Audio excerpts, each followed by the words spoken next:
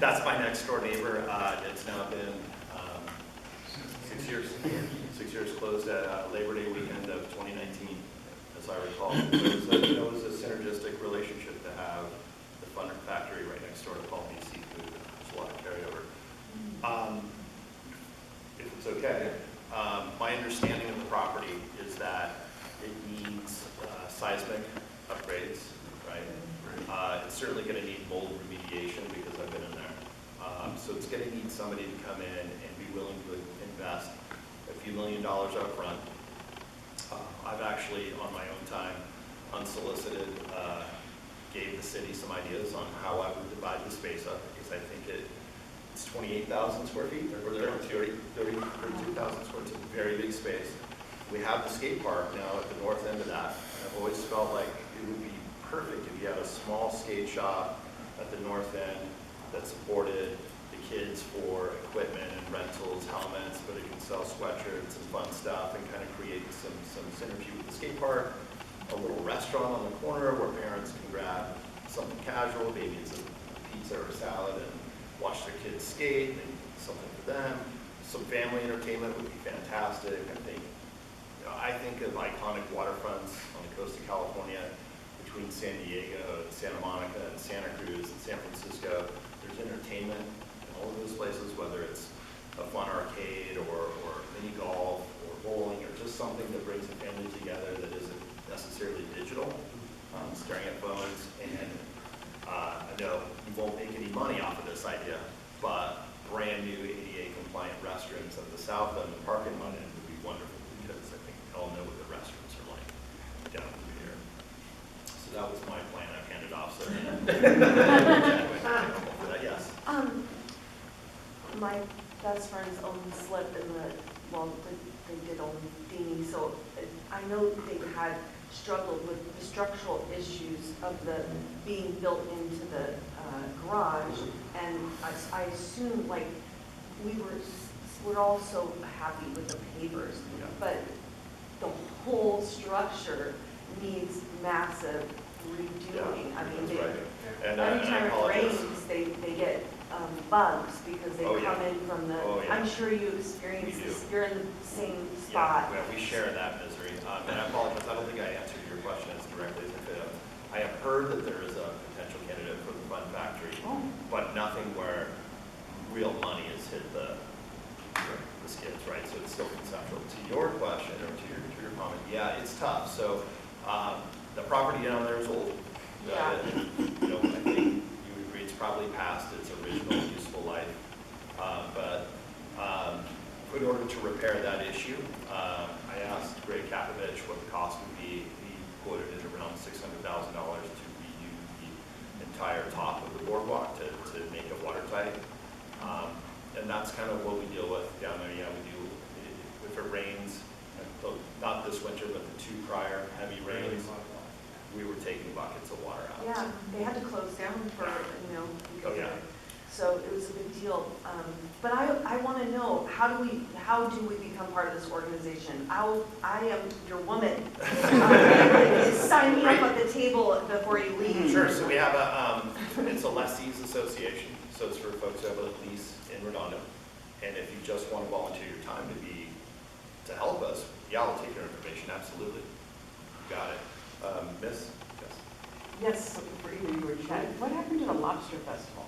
I can answer really that. fun. So there were two lobster festivals. I don't know if I should tell you the salty version. The lobsters Chloe's get in the room. mad. You guys are a fun crowd. Yeah, lobster people. Real.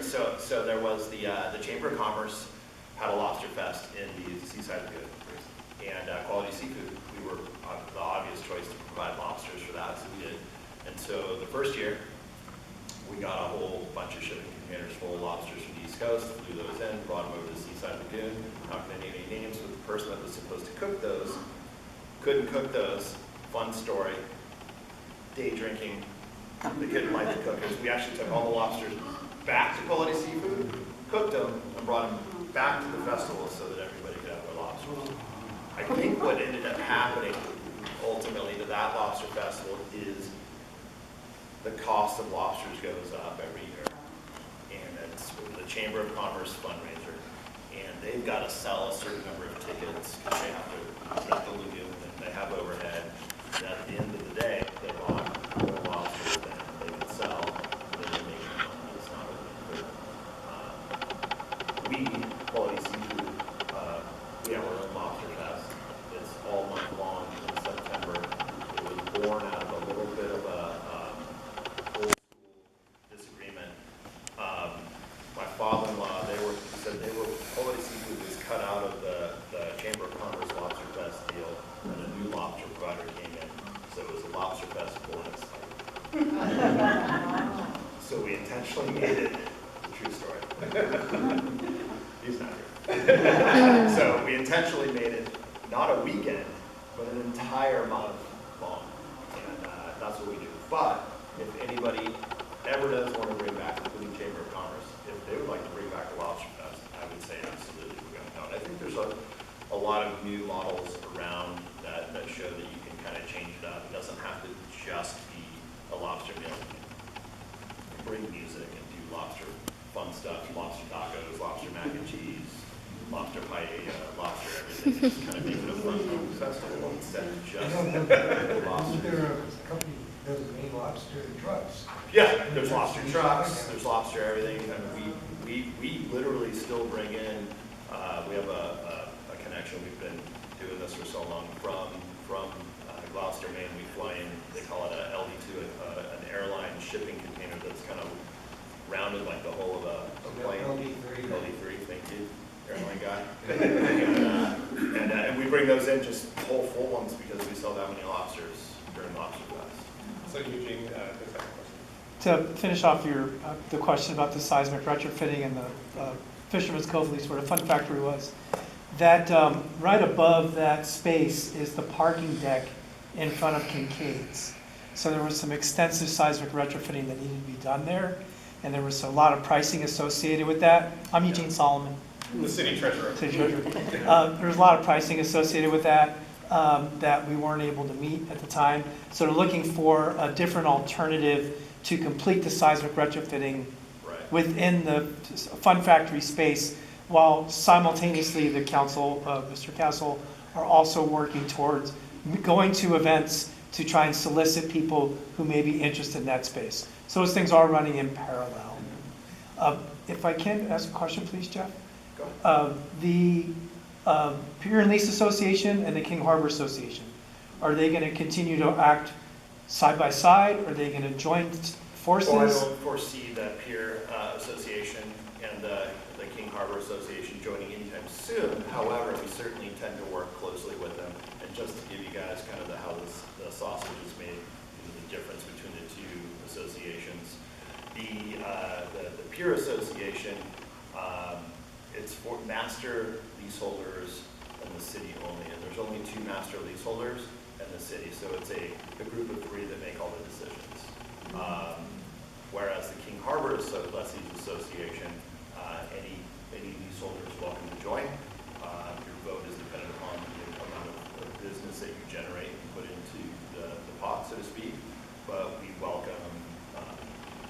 So folks up and down the boardwalk, those leaseholders can join up for the KHA.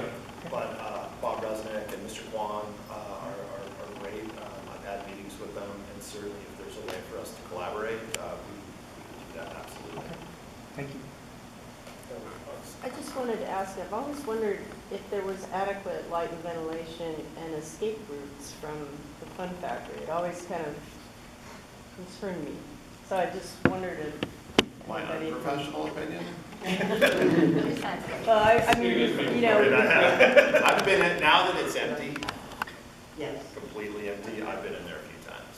I understand your concern. Yeah, I just thought, you know, if it's not within, if not all of the square footage is within legal limits, that you wouldn't want to get yourself into we wouldn't want to get our city into a lease and then find out that we're outside the Yeah, I do think that safety of... from an engineer, like to how you would set it up, I think I have an understanding of how they would probably work around that, which is it's kind of like the shape of this table, actually. Yeah. It's a big rectangle. It takes on the exact shape of the parking structure, And if the businesses are all justified towards the boardwalk side, you can actually create a pathway of exit to the north and south around that western side. Just a giant hallway on the side where there's no backup house, That's no the way it was storage. when it was originally built. Yeah, so you have an exit this way and an exit into the parking garage that way, and then of course the exits out from the boardwalk side. I